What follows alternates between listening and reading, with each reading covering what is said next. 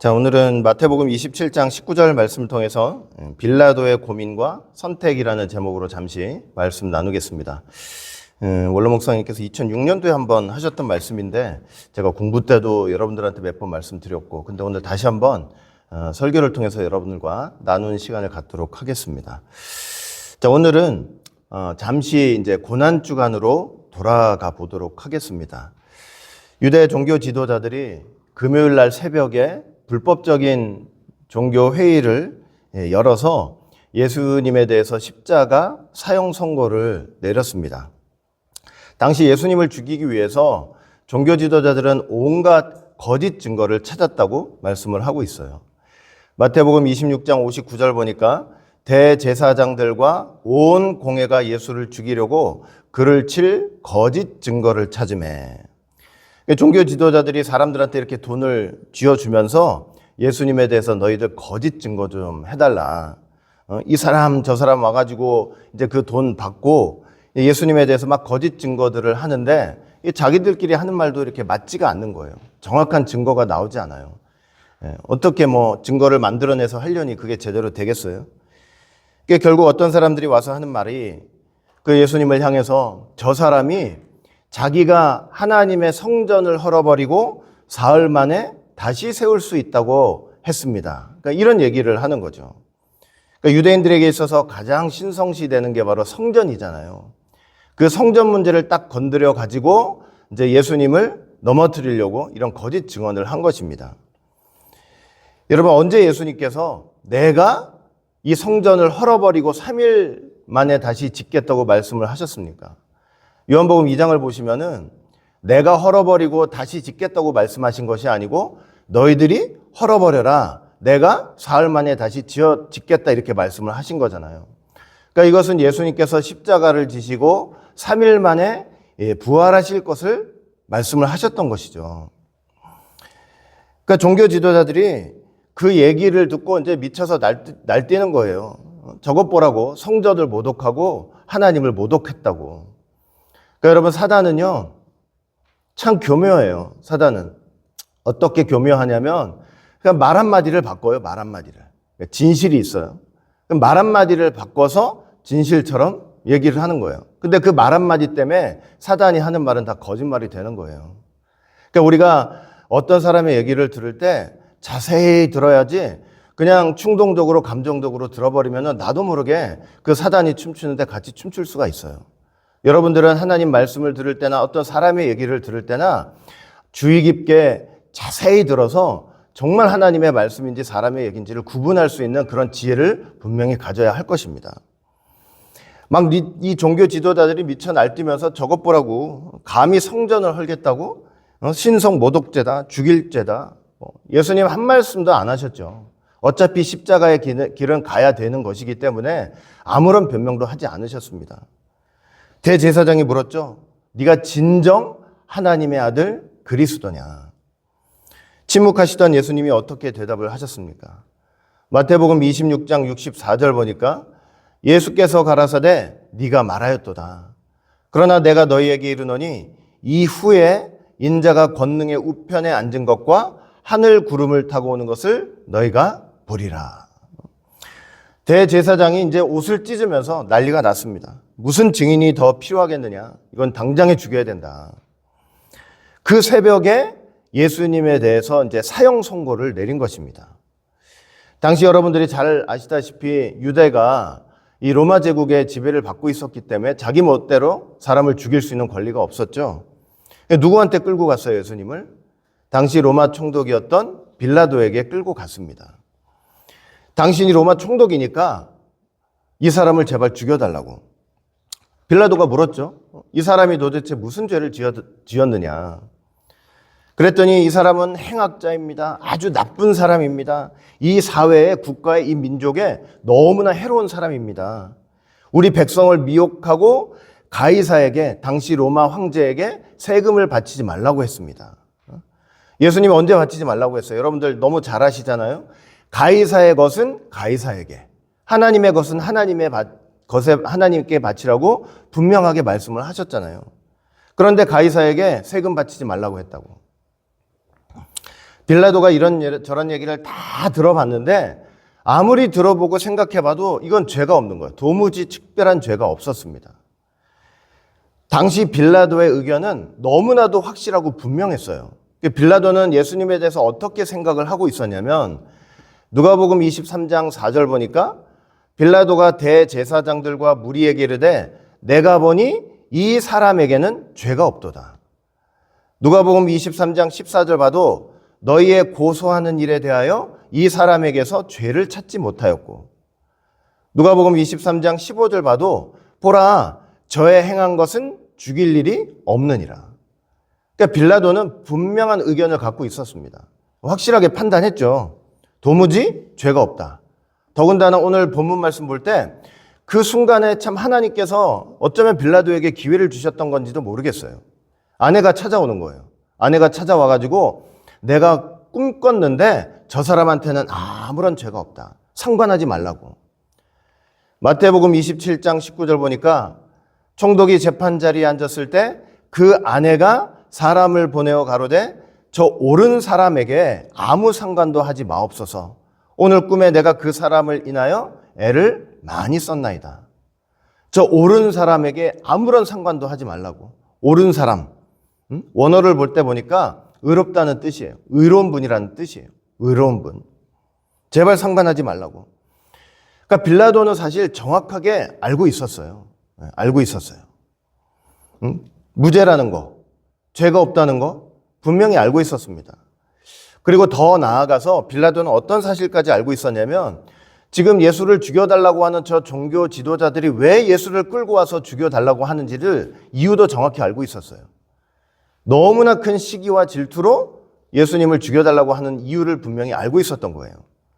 마태복음 27장 18절 보니까 이는 저가 그들의 시기로 예수를 넘겨준 줄 알미니라. 그러니까 종교자들이 너무나 예수님 시기 질투해서 죽이는 자리까지 넘겨준 줄을 분명히 알고 있었다고 말씀을 하고 있는 거죠. 여러분, 예수님이 이 땅에 오시기 전까지만 해도 종교 지도자들 그 사회에서, 유대 사회에서 정말 떵떵거리면서 잘 살았어요. 시장 지나가잖아요. 그럼 사람들이 다 일어나가지고 예의를 표하고 고개를 숙여서 인사를 하고, 사람들이 문제 있잖아요. 그러면 돈 지어주면서 제발 기도해달라고, 내 문제 좀 해결해달라고. 때만 되면 사람들이 알아서 예배 자리에 다 와요. 뭐 나와달라 어째라 뭐 사정 부탁 안 해도 그냥 때만 되면, 또 종교적 사회잖아요. 때만 되면 알아서 자리 다 채워주는 거예요. 예수님 오시고 나서부터는 완전히 상황이 달라졌어요. 모이질 않아요.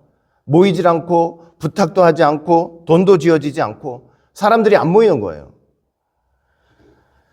예수님은 가시는 곳마다 성경 볼 때 수만 명이 모였다고 했어요. 병도 고쳐주시죠. 귀신도 쫓아내주시죠. 심지어 오병이요. 막 몇천 명씩 그냥 기적 이사로 다 먹이시죠. 오죽했으면 사람들이 예수님을 억지로 잡아서 세상 임금을 삼으려고 했겠습니까? 저분 따라다니면 굶은 일은 없겠다. 그러니까 이러니 종교 지도자들이 그냥 분통이 터지는 거죠. 사람들 다 예수님한테 뺏기고 있으니까. 더군다나 이 예수님께서 종교 지도자들을 얼마나 책망했는지 몰라요. 당시 종교 지도자들을. 마태복음 23장 보시면은 여러분들 다 아시잖아요. 화 있을진저 서기관과 바리새인들이요. 7번이나 화와 저주를 내리면서 그렇게 책망을 하시는 거예요. 이 종교 지도자들은 사람의 영혼에는 아무런 관심이 없었어요. 아무런 관심이 없고 그저 돈 모으고 자기 권력과 명예를 세우는 것만 관심이 있는 거예요.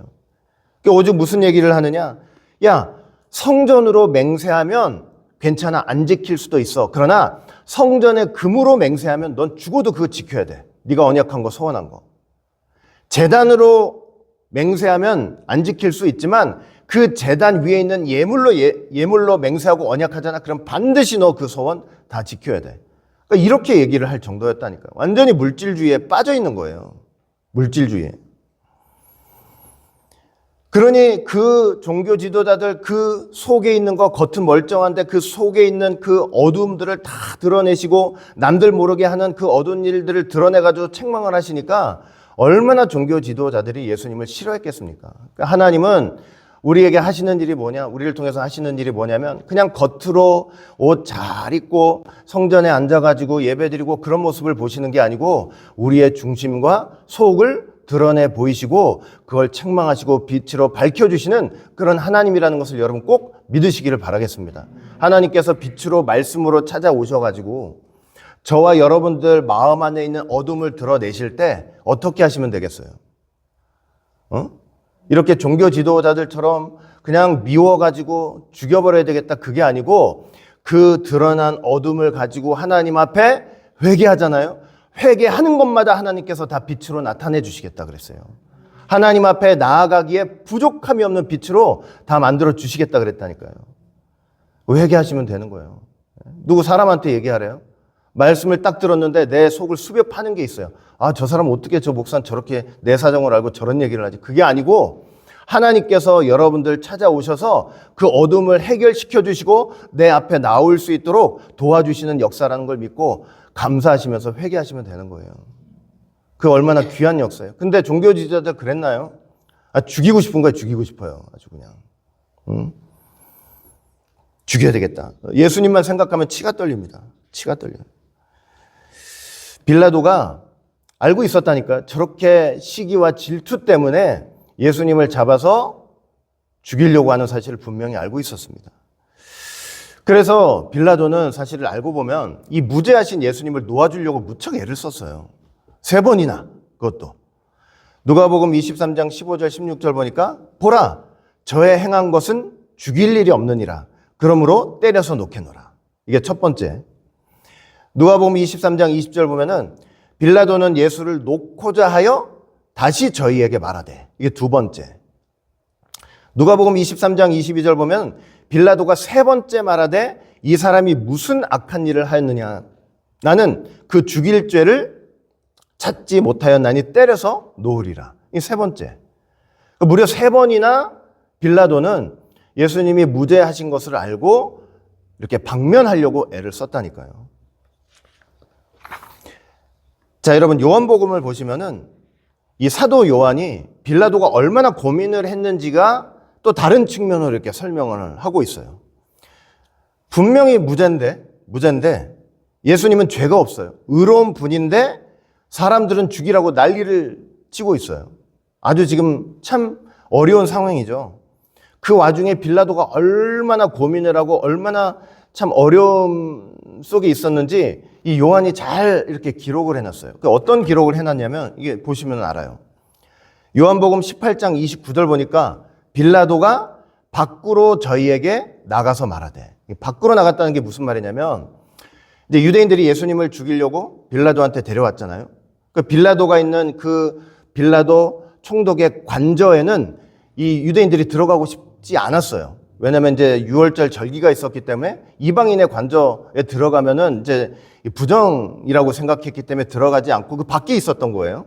그러니까 빌라도는 안에서 예수님을 신문하고 있고. 자, 그런데 요한복음 18장 29절 보니까 빌라도가 밖으로 저희에게 나가서 말하되. 또 18장 33절 보니까 이에 빌라도가 다시 관정으로 들어가. 요한복음 18장 38절 보니까 빌라도가 다시 유대인들에게 나가서.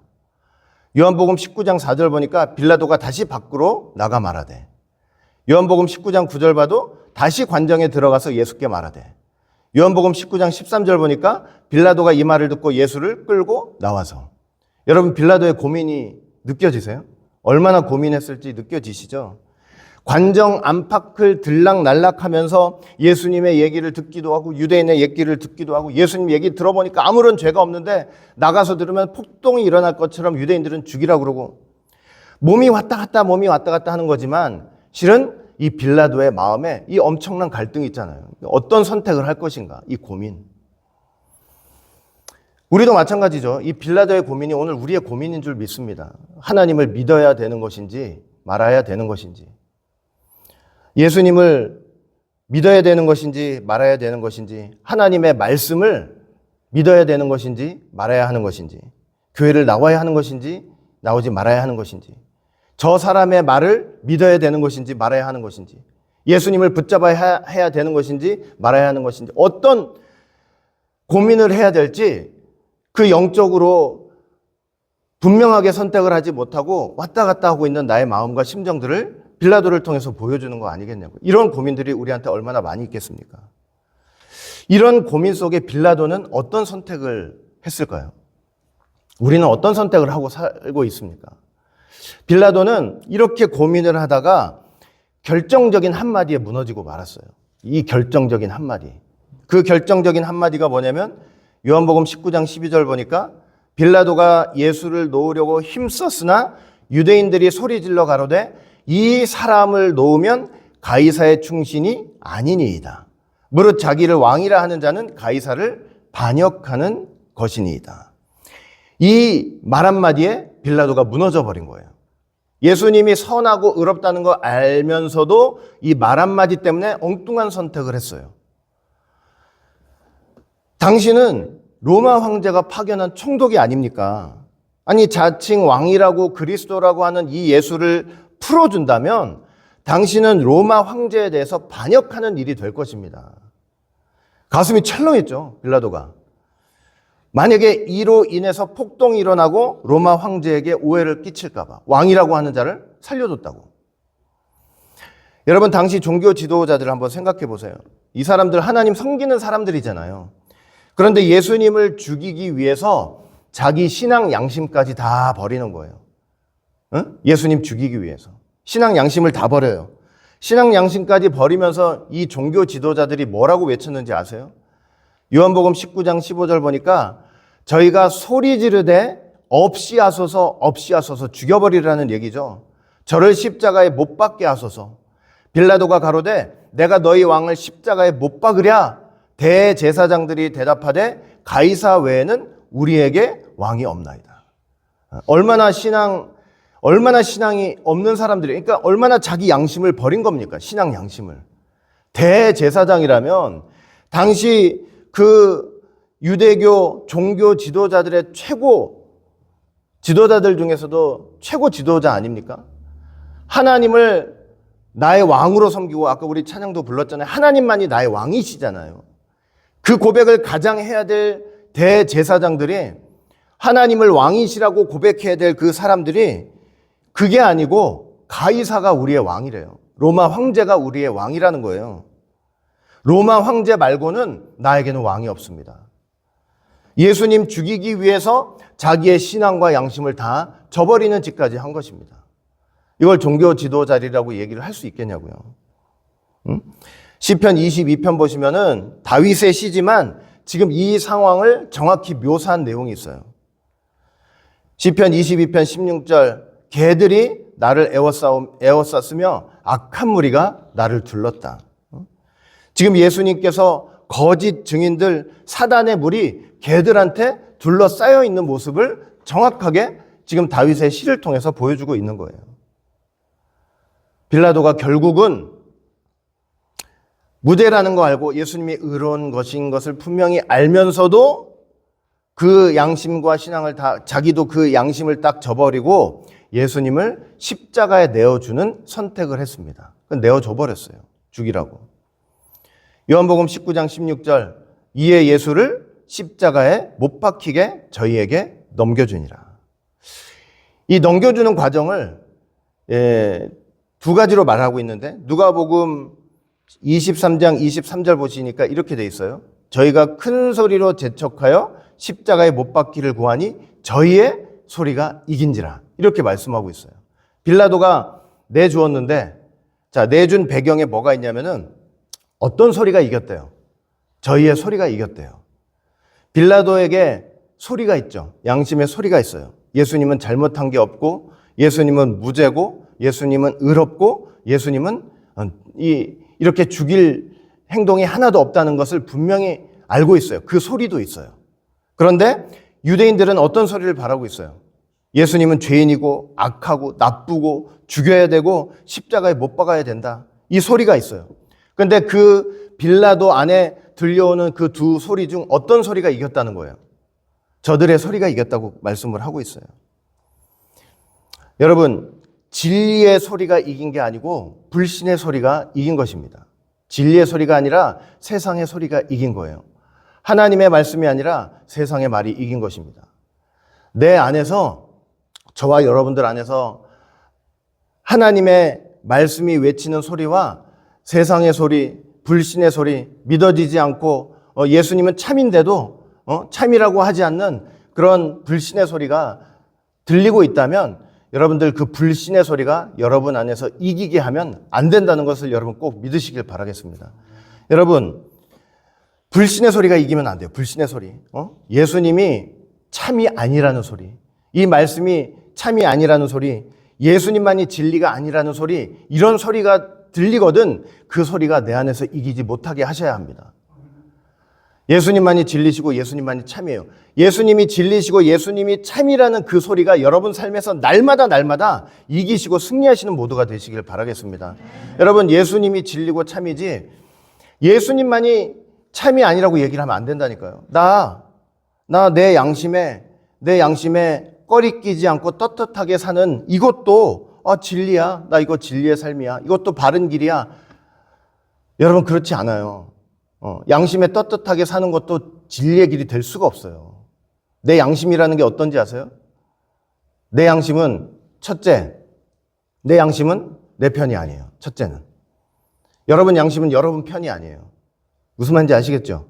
내가 잘못하면 여러분들이 마음속에 꺼림한 이유가 뭐예요? 양심이 내 편이면 꺼림하지 않아요. 양심이 내 편이면. 양심이 내 편이 아니니까 꺼림한 거예요. 내가 잘못하면 그 양심이 그게 죄라고 외치고 있기 때문에 그게 내 편이 아니라니까요. 내 양심대로 살았다는 거, 그 양심이 나중에 내 편이 돼서 나를 변호하는 게 아니고 하나님 앞에서 그 양심이 무슨 일을 하냐면 나를 고소하는 고소자가 돼요. 아시겠죠? 하나님의 마지막 백보자 심판 앞에 여러분들이 딱 섰어요. 나 그동안 예수 안 믿고 살았어.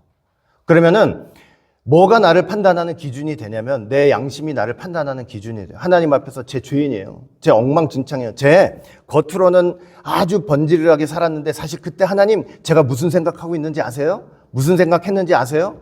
양심이 다 얘기해 준다니까요. 그리고 그 양심의 판단과 그 정죄 때문에 우리는 알아서 좌로 가게 돼 있는 거예요. 양심은 내 게 아니에요. 양심대로 산다는 거, 양심대로 내 양심대로 사는 게 진리다, 길이다, 참이다, 절대 그렇게 될 수가 없어요.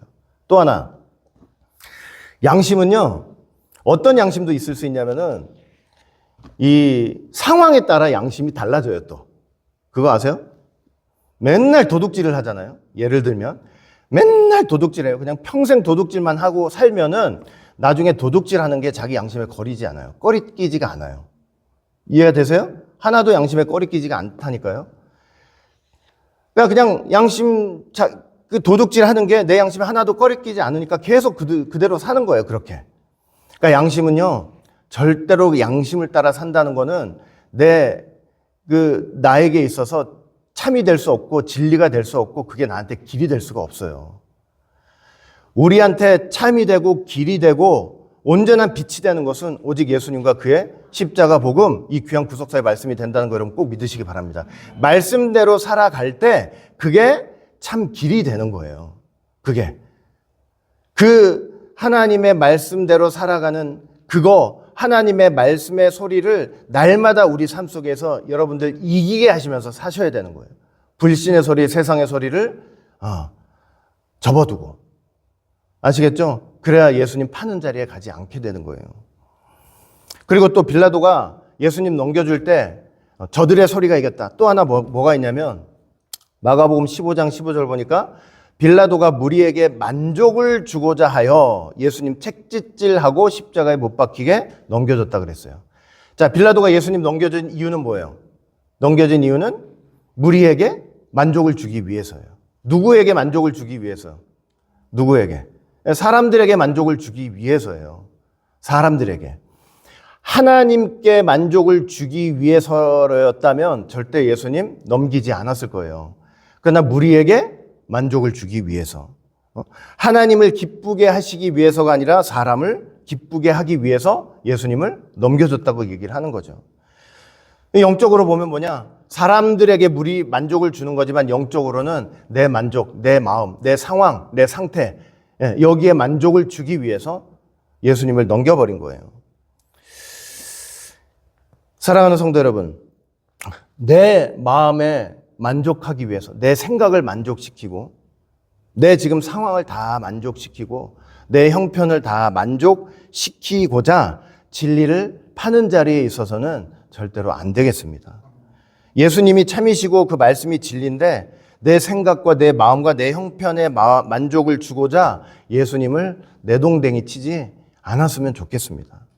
사람을 기쁘게 하고 하나님을 슬프게 하는 그런 자리에 저와 여러분들은 절대로 서서는 안 될 것입니다. 세상의 소리, 불신의 소리가 진리의 소리를 이기지 않았으면 좋겠습니다. 빌라도 보세요. 물에다가 손을 탁 씻으면서 나 이 예수 죽이는 일에 아무 잘못이 없어. 그러는 거예요. 노력도 했잖아요. 3번이나 방면하려고. 씻으면서 나 아무 잘못 없어. 근데 여러분 그렇게 해가지고 잘못이 없어졌어요? 난 빌라도처럼 참 불행한 일이 없는 것 같아요. 2000년 동안 사도신경을 외우면서 본디오 빌라도에게 고난을 받으사.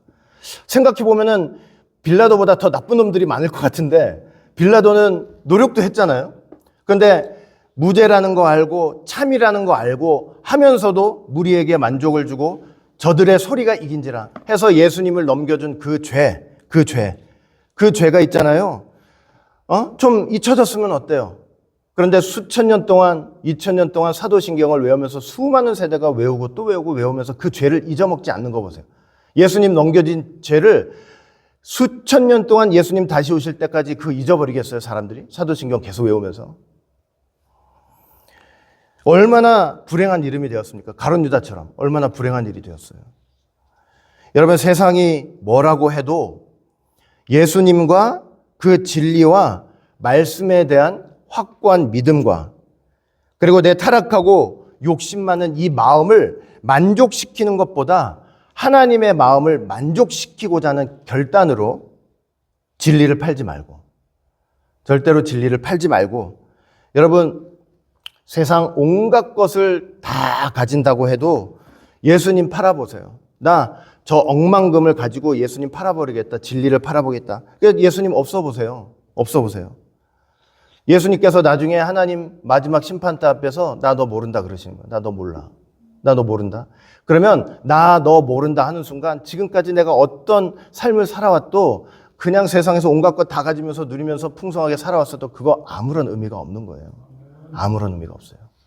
주님을 팔아버리는 그 심령이 그 영혼이 마지막 때 아무것도 남는 게 없어요. 아무것도. 가진 거 좀 없어도 돼요. 가진 거 없어도 되고 사람들한테 인정받지 못하고 좀 살 수도 있잖아요. 오해받고 핍박당하고 아니 그러고 살 수 있어요. 사람은 살다 보면은.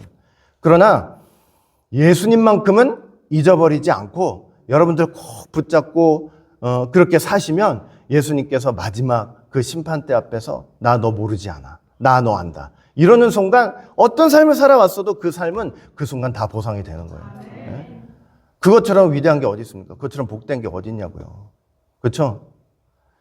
그러니까 옛날에 월목사님 그러시더라고요. 사람이 가진 게 너무 없어도 막 너무 이제 가진 게 없어요. 그래서 주머니에 나 아무것도 없어요. 아무것도 없어도 아무것도 없어요. 막 이제 그런다는 거예요. 그런데도 그 주머니 없어요 하면서도 이렇게 호주머니에서 딱 뭐 하나 넣으면 동전 하나라도 나온다는 거예요. 근데 여러분 다 털리고 다 없어도 여러분들이 주머니에 딱 넣었을 때 예수님만큼은 꼭 갖고 계시길 바라겠습니다. 그거 하나만큼 갖고 계셔야지. 그러려고 우리가 신앙생활 하는 거 아니에요. 그러려고. 다 잊어버려도 예수님만큼은 붙잡으려고. 그러려고 사는 거 아니에요. 이렇게. 진리를 팔지 말고 오직 예수님의 편이 되는 여러분 모두가 되시길 바라겠습니다. 어렵고 힘든 순간에 세상 사람들이 다 달려들어서 예수님 죽이라고 하는 순간에 예수님 편이 딱 되었을 때 예수님이 그것처럼 기뻐하시는 일이 어디 있겠습니까? 여러분들이 예수님 편이 되시면 절대로 예수님은 여러분들 모르신다고 하지 않습니다. 여러분들이 예수님을 부인하지 않으면 예수님도 절대로 여러분들 부인하지 않는다는 거 꼭 믿으시고 예수님 붙잡고 승리하는 모두가 되시기를 주의 이름으로 간절히 축원을 드리겠습니다. 기도합니다. 사랑과 은혜가 풍성하신 아버지 하나님, 오늘 또 이렇게 빌라도의 고민과 선택을 통해서 얼마나 빌라도가 고민했을지 또 예수님 방면하기 위해서 얼마나 노력했을지, 물론 여러 가지 또 내용들을 볼 때 애쓴 것도 사실이지만 결국은 저들의 소리가 이겼습니다. 무리에게 만족을 주고자 예수님을 넘겨버렸습니다. 진리를 팔아버렸습니다. 저희는 절대로 그러한 자리에 가지 않도록 인도하여 주시되, 어떤 불신의 소리가 우리 마음속에 들려온다 할지라도 주님께서 우리 마음을 붙잡아 주셔서 날마다 진리의 소리가 이기게 하여 주시고, 사람들의 마음을 만족해 하는 신앙생활이 아니라 하나님의 마음을 기쁘게 하고 만족해 하는 그런 신앙생활 하는 우리 모두가 될 수 있도록 주님 축복해 주시옵소서. 이 땅에서 총독이란 이름이 없으면 어떻습니까? 가난하고 못 살고 어려움에 처한다 할지라도 예수 붙잡고 주님 앞에 갔을 때 내가 저를 안다, 하나님의 아들로, 하나님의 언약 백성으로, 또 하나님 천국 기업의 상속자로 새로운 이름을 주실 때 그 영광이 세상의 어떤 영광보다도 크다는 거 믿고 저들 승리의 삶을 살아갈 수 있는 모두가 될 수 있도록 인도하여 주시옵소서. 끝까지 함께해 주시고 도와주실 줄 믿고 감사드리며 사랑 많으신 예수님 이름으로 감사하며 간절히 기도드리옵나이다. 아멘.